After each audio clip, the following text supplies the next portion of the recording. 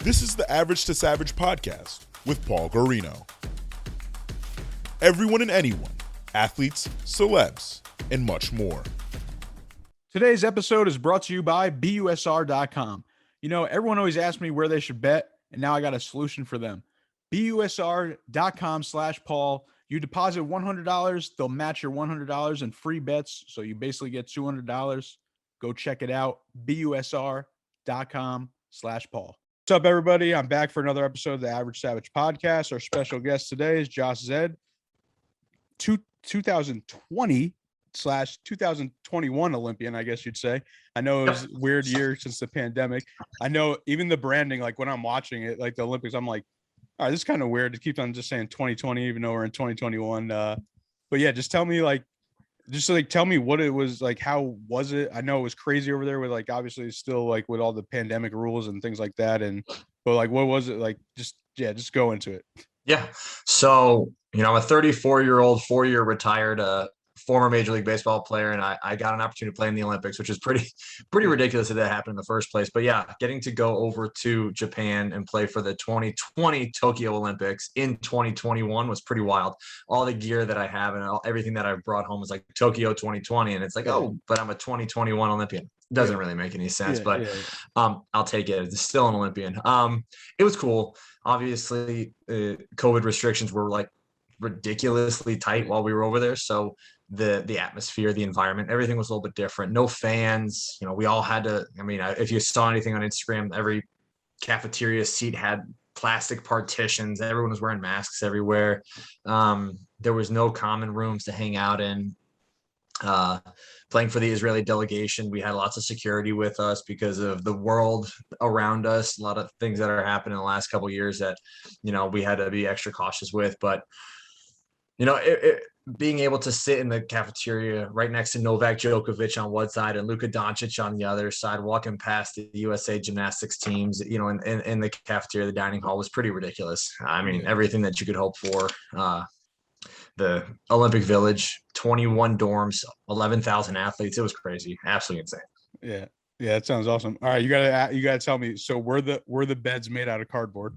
The beds were absolutely 1,000,000% made out of cardboard.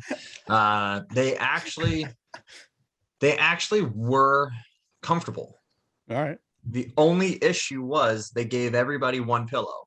And I don't know about you, but I am a big time like 4-pillow guy. I need to hold pillows. I need lots of like headrest for my just to sleep on. So, but everything was fine. The mattresses, it wasn't a king bed. It wasn't a memory foam mattress, but it wasn't long enough. Maybe not, but I couldn't imagine being like 6'11" and having to lay in those beds or weigh more than 240. For sure. I was okay. I didn't, of all the things I could have complained about, I actually didn't really complain about the beds. Yeah, for sure. And then just like getting to that, like I know you retired originally in 2018, like what made you get back up and then start pitching again? The Olympics. Yeah. But like what gave you like motivation to just like, right. Certainly. Yeah. It was hard.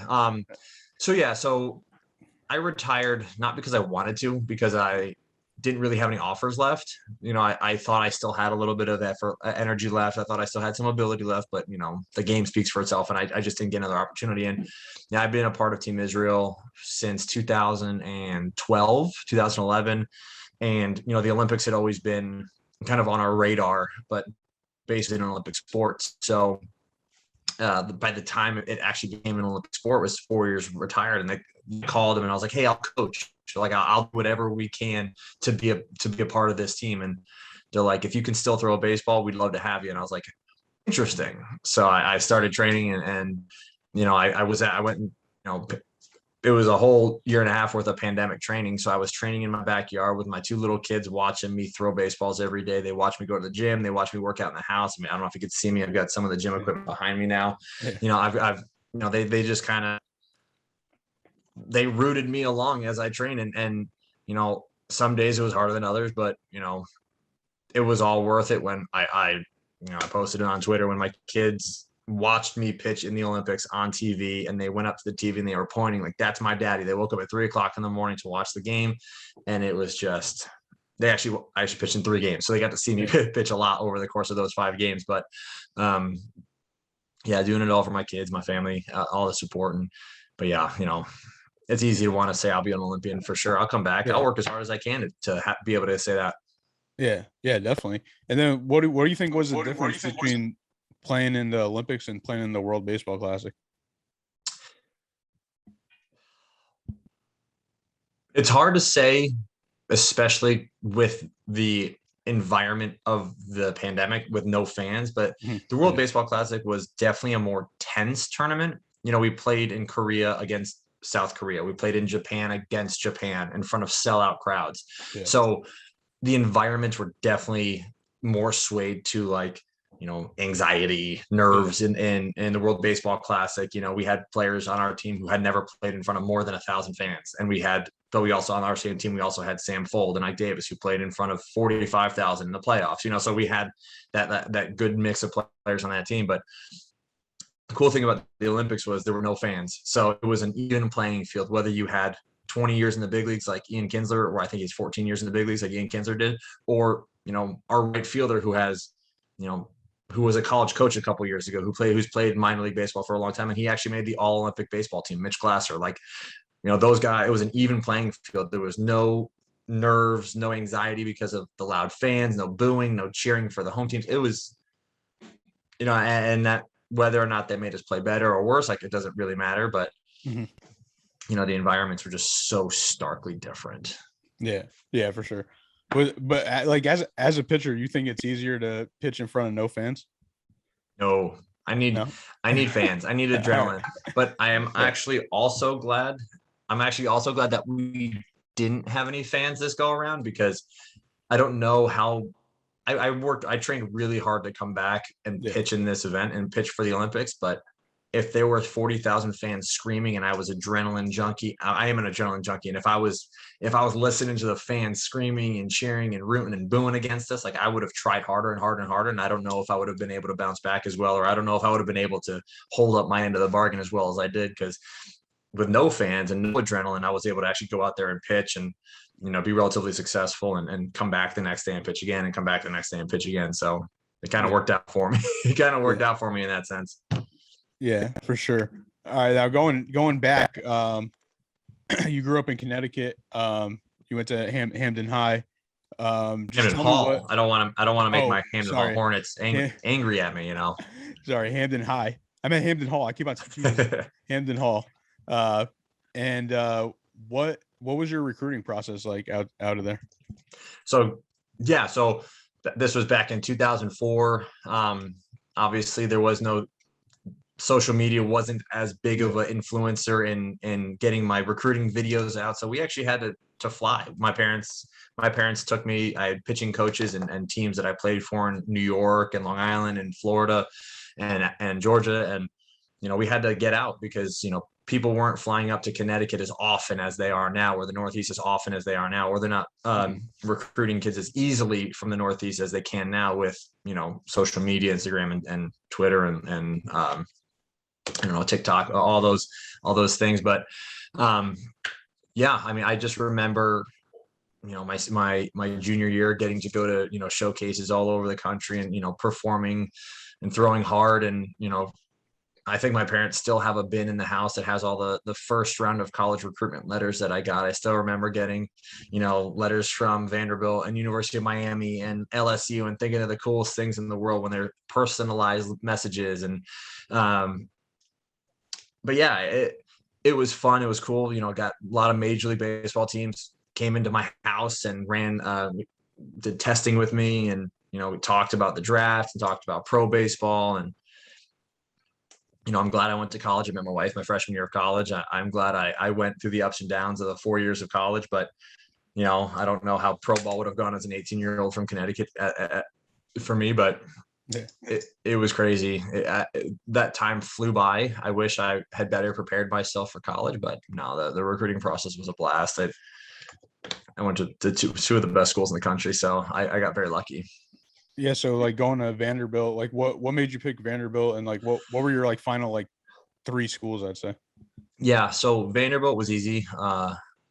It was it actually wasn't one of the best schools in the country. I mean, academically, it had always been one of the best schools in the Yeah. country, but up until a few years, like maybe a year or two before I went there, it hadn't been a baseball powerhouse. They brought in Tim Corbin, who was who's one of the best baseball coaches in the country, whether it's college or pro, doesn't really matter. The pitching coach, great, Derek Johnson. Actually, so it was an easy pick. It was pretty much like a piggyback to Hamden Hall. So, just a private school, education came first. Sports was just equally as important though. And yeah, so that was my number one. And I actually got to go to my number one, which doesn't happen very often. So that was fantastic. And then Duke, North Carolina, University of Florida, all schools that were on the top like echelon of the schools that I wanted to go to. Yeah, for sure. And were you there when David Price was there? He was a sophomore when I was a freshman, and then obviously I was a sophomore when he got drafted after his junior year. Oh, nice. Yeah, he's an awesome human being. Yeah, that's awesome. And then what made you transfer? Yeah, so it happens. I completely underperformed for my scholarship. I was spinning my tires. I was trying to get better and things were getting worse. I was working too hard in school or not. And then I was ending up backing off of my work in school to try to get better in baseball, and nothing just worked. And I didn't necessarily want to transfer, but I wasn't going to have another opportunity to play baseball at Vanderbilt. So the coaching staff, we talked through and they helped me transfer out. It wasn't my decision. They kind of, it was a community decision. And I'm thankful that they allowed me that opportunity, and they spoke highly of me throughout the recruiting process. It wasn't me leaving because I was not playing enough. I was leaving because they didn't think that I was getting better there, and they wanted me to start over. And I'm very appreciative of that. It was fantastic. And I still talk to the coaching staff to this day, which doesn't usually happen. So I feel very lucky. Yeah. Yeah. That's awesome that they helped you get to a new school. Yep. And then it's like coming out of Tulane, like what were your expectations for the draft? And then you got drafted like 10th round. Like, was that like good for you, or like what were your thoughts? To have thrown 96 as a senior in high school, I threw hard. I was one of the top prospects in the country. So getting drafted high was an expectation for me. It didn't end up happening. I went to Vanderbilt, which I was very lucky for. And by the time I reached my senior year at college, I was no longer a top prospect. I was no longer someone who had a pedigree anymore. I was just a guy who kind of failed in college. So, to get drafted, I actually felt pretty lucky. My senior year of college, I started throwing hard again. I was competitive again, having a blast pitching for a team that kind of underperformed, but pitched a lot of good games, competitive games, pitched on some national stages, and, got drafted in the 10th round. But, all you need is an opportunity. I think at the time I was disappointed that I didn't get drafted higher. Kind of retrospectively, I should have been happy to have been drafted at all. So, made the most out of it, made it to the big leagues 4 years later, which doesn't usually happen for a guy who had such big highs and lows throughout my collegiate career, but even minor league career, I guess. But it was, I was blessed and thankful that I got drafted, obviously, to the Phillies. So yeah, for sure. And then just tell me like I know the minor league experience is rough. Just tell me like what it was like, and then just like grinding, and then the bus rides and all that. And 4 years into it, you ultimately make it to the majors. Yeah, my minor leagues is a grind. I think, when I was coming up through college and high school, like we knew that the minor league life wasn't glamorous. You don't play professional baseball to play in the minor leagues, to have a life that, you can like live off of in the minor leagues. Like you're not going to play 20 years of minor league baseball and be happy with it, right? That's just not the goal. You're going to play a few years in the minor leagues. You're either going to succeed or you're not, right? You're going to work your way up through the, so when we had bus rides where the air conditioning on the bus broke and everyone was shirtless, we laughed about it. We laughed about it, right? When we had buses, we stayed in hotels in, Jamestown, New York, and guys had sweatshirts and shirts and stuff stolen out of their hotel room. Like we kind of laughed it off. Like this is, the things that, you hear about. These are the things that happen. We complained a lot, but like we also knew that some guys were only going to play 1 year, right? Some guys were going to play 4 years and 5 years. And if you wanted to play till you got to the big leagues, you had to endure some of those, you know, issues. And do I understand that those aren't okay, right? Getting paid nothing, you know, having stuff stolen out of your, you know, cheap hotel room, having a bus with no air conditioning. Do those stink? Absolutely. Is it awful? Absolutely. Right. But, you know, if you start, you know, my goal wasn't to play minor league baseball. My goal was to play Major League Baseball. And, you know, of course. And you know, I was, but I was very fortunate to have a supportive family, right? My parents helped me, you know, if I needed $20 for rent or I needed $30 to help feed me for a week, like my parents would send it to me, no questions asked. You know, and I know a lot of kids don't have that luxury. I didn't get signed for a lot. I didn't get drafted. I didn't get paid a whole bunch of money. I think I got paid $6,000, which is great, but $6,000 is rent for a year, right? Like that's it. Like even 10, 15 years ago, that's still rent. That's rent for half a year. And, you know, I had a very supportive family, still do have a very supportive family. So I knew I got lucky, and a lot of my teammates didn't have that support system. So, you know, they were grinding even harder than I was, but you know, it is a grind, right? It's a grind. Sometimes you don't have cleats to wear. Sometimes your glove is left in a different city. Sometimes, you know, sometimes you get to the hotel 10 o'clock in the morning and your room's not ready for 6 hours and you got to sit in the hotel lobby for 6 hours. It happens. Like it's just yeah, for sure. What is it like just playing with like minor leaguers that do get drafted high and they're like millionaires already? Is it like a weird like dynamic? It could be. Yeah, I think it could be. I can't remember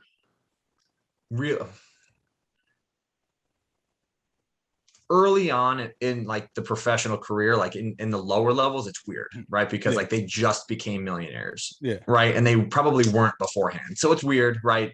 You know, you have ones that, you know, buy dinner for the group, and then you have some who don't buy anything, right? Because maybe they're not holding any of their money. But, you know, I think as, you know, I played 1 year in rookie ball. I played half a year at rookie ball, and I played 1 year in A ball. And then I was in AA and AAA for the rest of my career.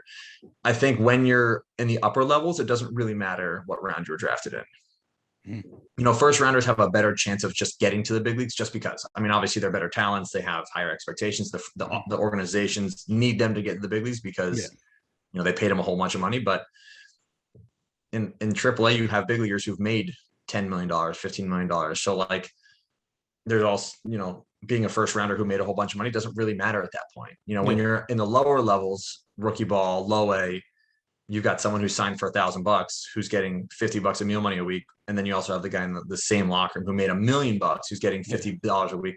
You know, they're living differently. You know, one guy gets the king bedroom in the apartment, and then the other guy gets maybe the mattress in the living room because he can't afford to pay the same amount of rent. Right. So it's definitely a different animal, but you know, once you're on the field, you know, some guys who don't get drafted as high have more motivation. You know, it's a fact, right? The guys who don't get the big paychecks, you know, they got to earn that money, and they want to get fat. They want to get there faster. They work harder, right? So not everybody though. That's why it's just crazy, just like you talking about it, and all you guys are pros, and it's just such a different dynamic. It's just like strange. And like, what do you? Oh, you go. I was gonna say, but I tell my kids all the time, my two children, but I also tell my players that with the Cubs that I work with, I say life isn't fair, right? Everyone doesn't have the same, right? Like we all know that it stinks, and I get that.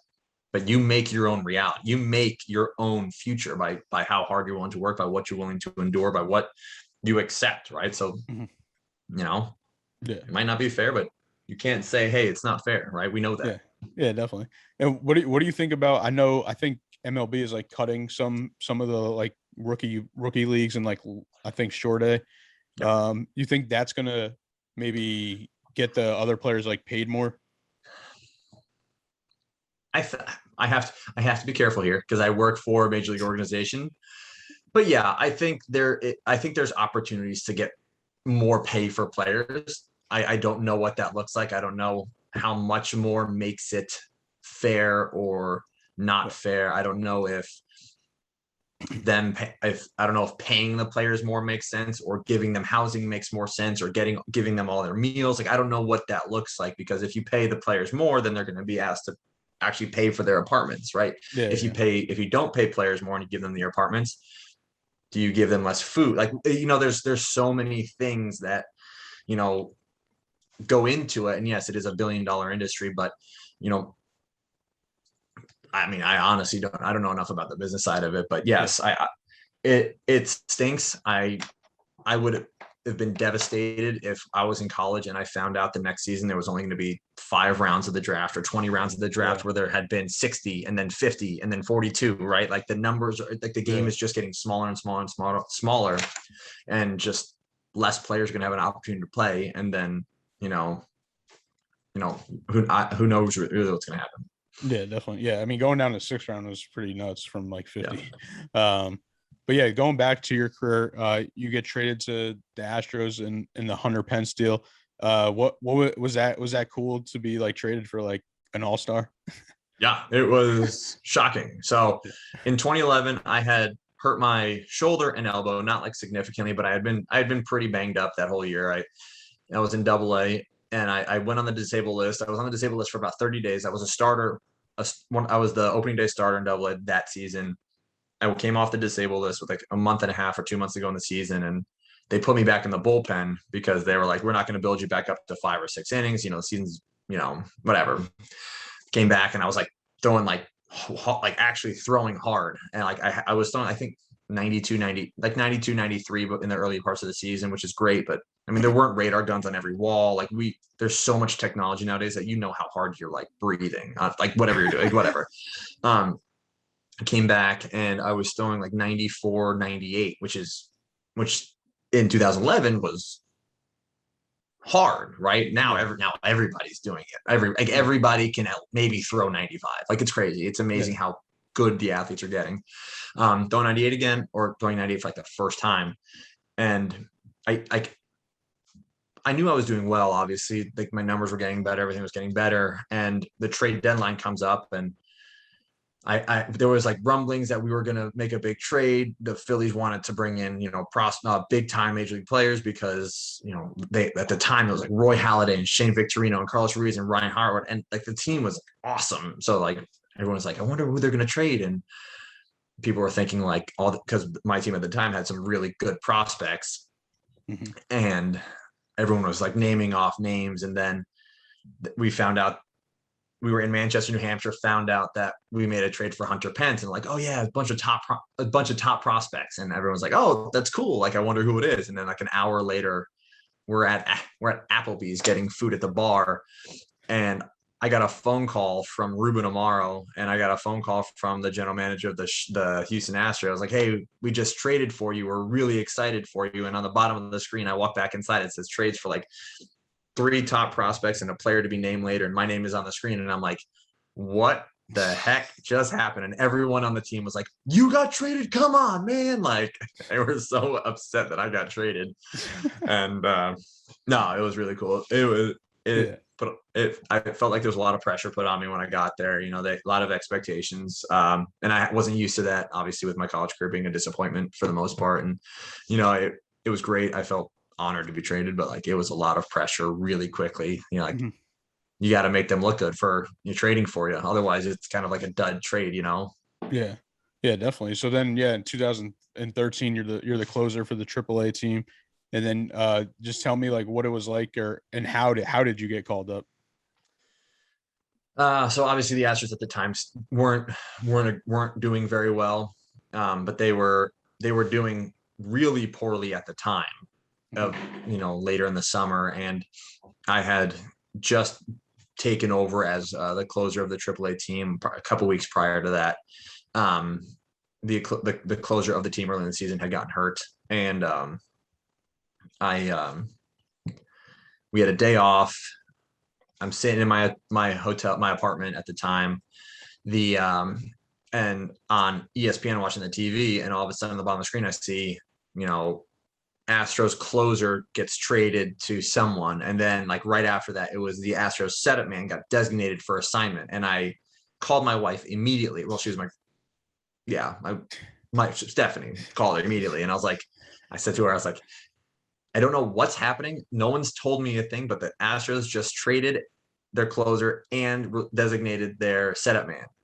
I feel like I'm I'm like, I haven't gotten the call yet, but like if I don't get the call in the next like 20 minutes, I'm gonna lose my mind. Like I was like, everything was just kind of like falling into place at that moment. And because it was a day off, we were just all separate. I was the only one in my apartment. Everyone else was out, like all messing around. And I got a phone call from the manager that says, pack your bags. You're leaving today. You got a day off in the big leagues. That never happens. Go enjoy Baltimore on your day off. And I was like, what? And I was like, is this, and even though like I had expected the phone call, I was like, is this a joke? Like, like it just didn't seem real. I started laughing on the phone. Like usually people cry or they cheer. I don't know what it was, but I just started laughing because that's like the way that I handled it. So no, that was the chills, the first chills moment of my life. It was awesome. And, got to pitch in Baltimore, got to face some pretty legit guys. My first outing, Adam Jones, Matt Wieters, Chris Davis. That was my opening day 3 batters that I faced. So it's pretty cool at the time. They were pretty, those guys were pretty good back in the day. Yeah, for sure. Yeah, that's all. That's an awesome story. Just you get the day off, go there, and you're in the big leagues next day. I got my first like legit haircut, beard lineup. Like I found like it was the hotel had TVs like in the bathroom, like in the mirror. It was, I mean, the first meal that we had was lobster mac and cheese with filet mignon on one side of the cafeteria, and on the other side was like pizza and like cheeseburgers. Like they had food for everybody, they had like the bougie food and then the more like comfortable food. And I ate all of it. I gained like 20 pounds in the rest of the season over there. That's hilarious. And then just going back, I know we already kind of talked about like you retiring and stuff like that. Now you're currently working for the Cubs, correct? Yep. I work for the Cubs and the rehab pitching coordinator. I also, backfill as a pitching coach and a pitching analyst. I've got kind of 3 gigs that I do over there. Yeah, that's awesime. How did that all come about? So once I retired, I actually started my own pitching performance brand, Zeid Pitching and Performance. I did it for about 1.5 years, almost 2 years, right immediately after I retired. I built up a clientele of well over 200 families, 200 athletes, AMS clinics, a lot of fun stuff that we were doing. And, after a while it was fatiguing to say the least. There's a lot of work, a lot of hustle and a lot of grinding. It was a lot of hustling day to day. And I got a random phone call one day from the Chicago Cubs the pitching coach. And he's like, we'd love to bring you in for an interview for a job. We've got a couple ideas for you. And I was like, absolutely. I was like, I love it. I absolutely love what I'm doing currently with, the pitching program that I was doing. But, I'd always wanted to see what the player development side of pro baseball was. Since I had been in it for so long, I'd been designated. I've been traded. I've been called to the big leagues. I had been taken off the 40-man. I'd been picked up by another team. I've been released in spring training. I did a lot of things that throughout my career, like I didn't really understand. I didn't know why they happened, It's like, so to get it, and I've been hurt a bunch. I had foot surgeries and elbow injuries and shoulder injuries and just a lot of like bumps and bruises. And I was like, man, I'd love to see, the other side, the dark side of pro baseball. And so, they brought me in for some interviews and, they've found a niche for me with a few different things that I can do. And, so I go to the field 50 weeks a year. I work with players every single day, up from the major leagues all the way down to rookie ball. So yeah, it's kind of cool. Get to work on the computer, but I also get to work with players in person. Yeah. That's awesome. Now I got to ask, since you just played in the Olympics, is there any chance of coming out of retirement? Yeah, it's funny when, as I was ramping up to go to the Olympics, I was throwing like 87 to 91, which was fantastic, which is good velocity for a guy who's been retired for so long, who had knee surgery 8 months prior. Like I was happy with it. Got to the Olympics. I got up to 94 miles an hour. Like I was throwing hard again. I gave up 3 earned runs in 9 innings. Not great, but international competition after having not pitched for like a long, long time. I got back and I was like, man, I feel good. Like I think I still got it. Right. Yeah. And nobody called, right? Like I didn't make any phone calls. I didn't like actively seek out a contract or a team, but like I had made it pretty clear that like I would play, right? Sure. Like kept posting on social media, my videos, like comments here and there, kind of, some subtle hints at like maybe being able to play again. And, nobody called, nobody asked. And then I realized that family again, I didn't like traveling as we were trying to start our families, being away from my kids for 6 months at a time, 7 months out of a time. And, my wife works full time. My kids are at the age where they're playing basketball and they're growing up, and I don't want to miss their practices anymore. So, can I come back and can I play? Yeah, absolutely. I'm training for a triathlon or half Ironman right now. So like, can I do things that might be a little bit crazy? Like come back and play? Yeah. Can I? Should I? Probably not. Should I leave my family? Definitely not. So, yeah, I still have it, which is nice. I'm able to say that like, I think I still have it, but I can walk away now knowing that I still have it, as opposed to before where I walked away was like, man, I wish I got another chance the first time that I retired. But like this time I was like, I did it, right? Like I came back, I pitched in the Olympics and I did pretty damn well. So, now you're Olympian forever. Now I'm an Olympian forever, and they can't take away from me. I guess I'm not an Olympian until I get it like tattooed like here, but one day. For sure. What advice would you give to younger players like coming up, either like trying to get a scholarship? Siri was trying to find me a tattoo parlor. she heard me talk about it. That's pretty fantastic. That's hilarious. So advice that I'd give to someone younger that's coming up through the ranks, or even prior to going through those, right? Yeah. Be stubborn. I think that's one of the biggest things that like helped me through it. Be stubborn. Be proud of who you are. Be proud of what you're able to do, but be stubborn. Like don't let anybody tell you no. I was told no a lot. I had a lot of things taken away from me, and a lot of things that I shouldn't have made it as far as I did after a lot of the bumps in the road that I had had. It might have sounded like a pretty easy ride to get to where I did, but I got told no a lot. I had a lot of things taken away from me. I got hurt a lot. Be stubborn. Don't let, that bump in the road be too big. Be prideful, but just like, it's easy to say work hard because life, like I said before, life isn't fair. Right. So, we have to accept that, some things just might be hard and some things might not be easy, but if you love it, continue to do it. Fight for the things that you care for, fight for the people you care for, and to round it all up, I have a chain that says family comes first. And whether that's about yourself, about your parents, your sister, your wife, your girlfriend, it doesn't really matter what that means. Just care about the things that are most important. Care for the things that you can control, that are going to be there for you, when the things go badly. Yeah, for sure. All right, you ready for some fun questions? I thought those were all the fun questions. Who's like someone you didn't get to face that you wanted to face? Someone that I didn't get to face that I wanted to face. Well, man, it's tough. That's a hard one. All right, give me like a couple then. Well, like if are we going like current guys that I'd like to face? Like that was in your era. Oh, that played when I was playing. I would have loved to have faced like Derek Jeter. I thought that would have been really cool. I didn't get to face him. Played the Yankees a couple of times, just never got him in the batter's box. When I got very lucky when I played, I didn't pitch in many games, but I pitched against David Ortiz. I pitched against, Robinson Cano and Adrian Beltre. I faced a lot of the really good guys, and,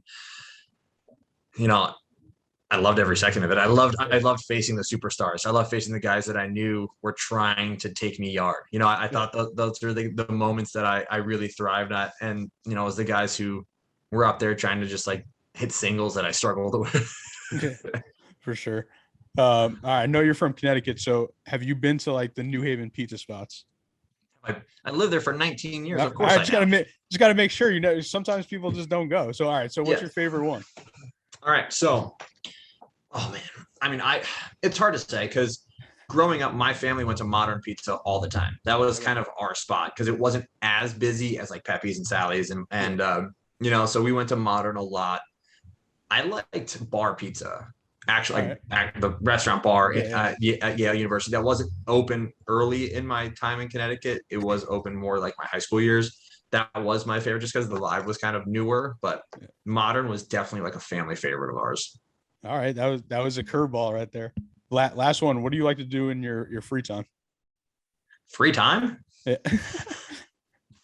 What's that? Well, like I said a couple moments ago, when we got back from the Olympics, I had to find a competitive void to fill.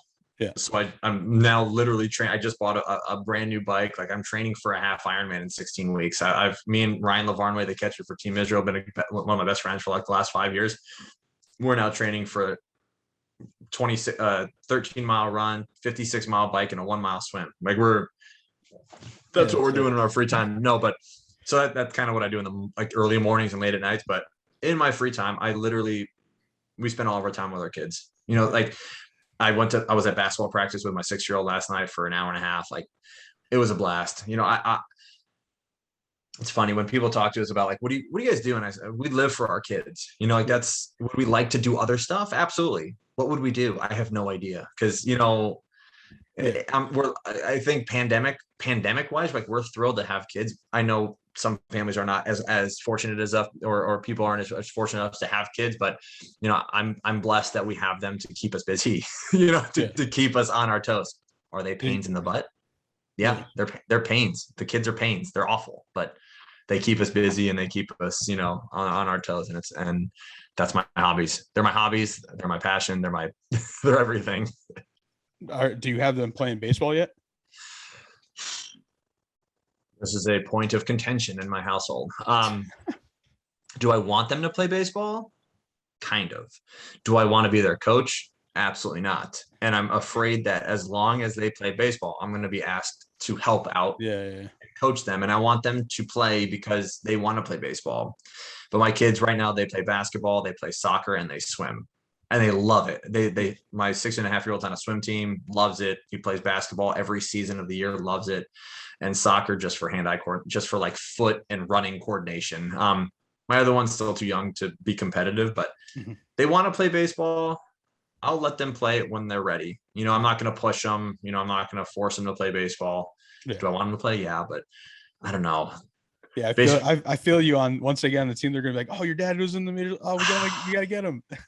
Yeah, and yesterday at the basketball practice, a 10-year-old team came in, and I recognized one of the dads on the team. He played about 14 years in the big leagues, and I saw him just sitting quietly on the sideline, like not helping with the basketball practice. And I'm like, I want that role. Like I just sit back, but everyone so far has asked me to help coach, and I love it. I want to do it. I'm very outgoing, and I'm very, I'd like to be, out there, but I might have to start like sitting back and letting everyone else do it, but I don't want it. I don't know if I can do that.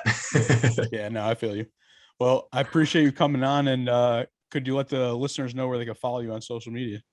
Yeah, so I'm on Twitter at Josh Zeid 14 or at Josh_14, at Josh_Zeid 14, or Instagram at Josh Zeid 28. I do not have TikTok. I do not have Twitch or anything like that, but no, I'm on Twitter and Instagram. I am, just out here having some fun. Thanks so much for having me on. I love doing this kind of stuff. It's a blast. If anybody learns anything from today, don't give up, have some fun. Right. And just ride the wave. Yeah, for sure. How to get you on from being from Connecticut. Yeah. Well, thanks for having me. This episode has been brought to you by BUSR.com. Go check it out to get your free $100 bet when you deposit $100 at BUSR.com/Paul.